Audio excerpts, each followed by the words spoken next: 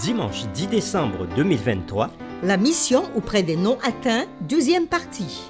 nous vous accueillons de nouveau sur votre chaîne Aventure dans la parole. Quel que soit l'endroit où vous êtes ou ce que vous faites actuellement, nous voulons nous arrêter avec vous et souhaiter que Dieu vous accorde discernement et sagesse par le Saint-Esprit dans sa parole en ce jour. Et nous vous invitons à participer avec nous en cliquant sur le pouce pour marquer votre appréciation, en vous abonnant pour recevoir les notifications chaque jour, en laissant des commentaires sur ce que vous avez compris et appris et en partageant le lien avec vos contacts. Le texte à mémoriser de cette semaine que nous vous invitons à dire avec nous se trouve dans Matthieu chapitre 15, le verset 28. Alors Jésus lui dit, « Femme, ta foi est grande, qu'il te soit fait comme tu veux. » Et à l'heure même, sa fille fut guérie. Nous vous invitons à le redire avec nous dans Matthieu chapitre 15, le verset 28. Alors Jésus lui dit, « Femme, ta foi est grande, qu'il te soit fait comme tu veux. » Et à l'heure même, sa fille fut guérie. Quelles sont les interactions de Jésus avec les étrangers? Quels sont les préjugés qui peuvent nous empêcher de voir les besoins des peuples, des nations, des ethnies et des villes? Au nom du Christ, portez l'amour de Dieu au monde. Comment les hommes croiront-ils ce qu'ils n'ont pas connu? Comment les nations de la terre serviront-elles Jésus? Toi, lève-toi et va au nom du Christ. Les réflexions de cette semaine nous aideront à répondre à ces questions. Et aujourd'hui, nous le ferons avec la séquence. La mission dans les régions au-delà. Nous lisons que Jésus prit ses disciples de Génézareth. Ceci se trouve dans Matthieu chapitre 14, le verset 34. Et il est dit, Après avoir traversé la mer, ils vinrent dans le pays de Génézareth. Les gens de ce lieu, ayant reconnu Jésus, envoyèrent des messagers dans tous les environs, et on lui amena tous les malades. Ils le prièrent de leur permettre seulement de toucher le bord de son vêtement, et tous ceux qui le touchèrent furent guéris. et après ces événements, Jésus se retira dans le territoire de Tyr et de Sidon. C'est ce qui nous est dit aussi dans Matthieu chapitre 15, le verset 21. Jésus, étant parti de là, se retira dans le territoire de Tyr et de Sidon. Pourquoi les avait-il emmenés de Galilée dans ces lieux habités par des païens? Il avait conduit ses disciples dans les frontières de ces régions étrangères afin qu'ils puissent apprendre sur place ce qu'ils n'avaient pas pu apprendre si facilement en Galilée. Jésus voulait enseigner à ses disciples des leçons qui les aideraient à se préparer à leur appel à annoncer l'Évangile à tous les groupes de personnes, y compris les citadins. Lisons ensemble Juges chapitre 3 versets 1 à 6, 1 Roi chapitre 5 versets 1 à 12 et 1 Roi chapitre 11 les versets 1 à 6. Et nous répondrons à cette question. Comment ces textes nous aident-ils à comprendre un peu le contexte de ces villes? Nous lisons premièrement Juges chapitre 3 versets 1 à 6. Voici les nations que l'Éternel laissa pour éprouver par elles Israël, tous ceux qui n'avaient pas connu toutes les guerres de Canaan. Il voulait seulement que les générations des enfants d'Israël connussent et apprissent la guerre, ceux qui ne l'avaient pas connue auparavant. Ces nations étaient les 5 princes des Philistins, tous les Cananéens, les Sidoniens et les Éviens, qui habitaient la montagne du Liban, depuis la montagne de Baal-Hermon jusqu'à l'entrée de Hamath. Ces nations servirent à mettre Israël à l'épreuve afin que l'Éternel sût s'ils obéiraient aux commandements qu'il avait prescrits à leur père par Moïse. Et les enfants d'Israël habitèrent au milieu des Cananéens, des Hétiens, des Amoréens, des Phéréziens, des Héviens et des Jébusiens. Ils prirent leurs filles pour femmes Ils donnèrent à leurs fils leur propre fille, et ils servirent leur Dieu. Au fur et à mesure que nous lisons ces textes, nous répondrons à la question qui nous est posée: comment ces textes nous aident-ils à comprendre un peu le contexte de ces villes? Dans Juges chapitre 3, les versets 1 à 6, nous voyons que ces peuples anciens avaient été utilisés par Dieu pour éprouver la foi des Israélites. Malheureusement, le peuple de Dieu avait échoué à ce test, du moins dans ce cas.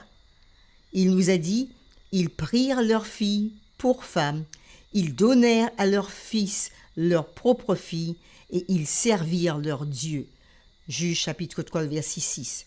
Ainsi, dès le début, ces gens étaient une pierre d'achoppement pour Israël. Maintenant, nous lisons 1 Roi chapitre 5, les versets 1 à 12.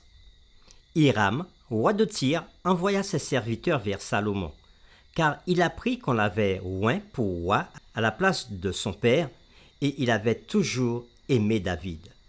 Salomon fit dire à Hiram: Tu sais que David mon père n'a pas pu bâtir une maison à l'Éternel son Dieu, à cause des guerres dont ses ennemis l'ont enveloppé jusqu'à ce que l'Éternel les eût mis sous la plante de ses pieds. Maintenant, l'Éternel mon Dieu m'a donné du repos de toutes parts. Plus d'adversaires, plus de calamités. Voici, j'ai l'intention de bâtir une maison au nom de l'Éternel mon Dieu, comme l'Éternel l'a déclaré à David mon père en disant: ton fils, que je mettrai à ta place sur ton trône, ce sera lui qui bâtira une maison à mon nom. Ordonne maintenant que l'on coupe pour moi des cèdres du Liban. Mes serviteurs seront avec les tiens, et je te paierai le salaire de tes serviteurs tel que tu l'auras fixé. Car tu sais qu'il n'y a personne parmi nous qui s'entende à couper les bois comme les Sidoniens. Lorsqu'il entendit les paroles de Salomon, Hiram eut une grande joie et il dit: Béni soit aujourd'hui l'Éternel qui a donné à David un fils sage pour chef de ce grand peuple. Et Hiram fit répondre à Salomon: J'ai entendu ce que tu m'as envoyé dire. Je ferai tout ce qui te plaira au sujet des bois de cèdre et des bois de cyprès. Mes serviteurs les descendront du Liban à la mer, et je les expédierai par mer en radeau jusqu'au lieu que tu m'indiqueras. Là, je les ferai délier et tu les prendras. Ce que je désire en retour, c'est que tu fournisses des vivres à ma maison. Hiram donna à Salomon des bois de cèdre et des bois de cyprès, autant qu'il en voulut. Et Salomon donna à Hiram 20 000 corps de froment pour l'entretien de sa maison et 20 corps d'huile d'olive concassée. C'est ce que Salomon donna chaque année à Hiram. L'Éternel donna de la sagesse à Salomon, comme il le lui avait promis, et il y eut paix entre Hiram et Salomon, et ils furent alliance ensemble. Nous répondons pour cette partie à la question qui était posée au début. Comment ce texte aide-t-il à comprendre un peu le contexte de ces villes? Dans 1 Roi chapitre 5, les versets 1 à 11, nous pouvons voir la relation étroite entre les Sidoniens et les Hébreux. Bien qu'à un certain niveau, les liens économiques aient été mutuellement bénéfiques, il ne fait aucun doute que les Hébreux étaient influencés négativement par le paganisme et l'idolâtrie de leurs partenaires commerciaux. Nous lisons maintenant 1 Roi chapitre 11, les versets 1 à 6. Le roi Salomon aima beaucoup de femmes étrangères, outre la fille de Pharaon, des Moabites, des Ammonites, des Édomites, des Sidoniennes, des Étiennes, appartenant aux nations dont l'Éternel avait dit aux enfants d'Israël: Vous n'irez point chez elles, et elles ne viendront point chez vous. Elles tourneraient certainement vos cœurs du côté de leur Dieu. Ce fut à ces nations que s'attacha Salomon, entraîné par l'amour. Il eut 700 princesses pour femmes et 300 concubines, Et ces femmes détournèrent son cœur. À l'époque de la vieillesse de Salomon, ces femmes inclinèrent son cœur vers d'autres dieux, et son cœur ne fut point tout entier à l'Éternel son Dieu, comme l'avait été le cœur de David son père. Salomon alla après Astarté, divinité des Sidoniens, et après Milcom, l'abomination des Ammonites. Et Salomon fit ce qui est mal aux yeux de l'Éternel, et il ne suivit point pleinement l'Éternel, comme David son père. Toujours pour répondre à la question qui nous était posée, comment ces textes nous aident-ils à comprendre un peu le contexte de ces villes? Dans ce texte que nous venons de lire dans 1 Roi chapitre 11 et les versets 1 à 6, ce texte révèle à quel point cette influence était finalement devenue négative. Le roi Salomon épousa une princesse sidonienne qui l'égara.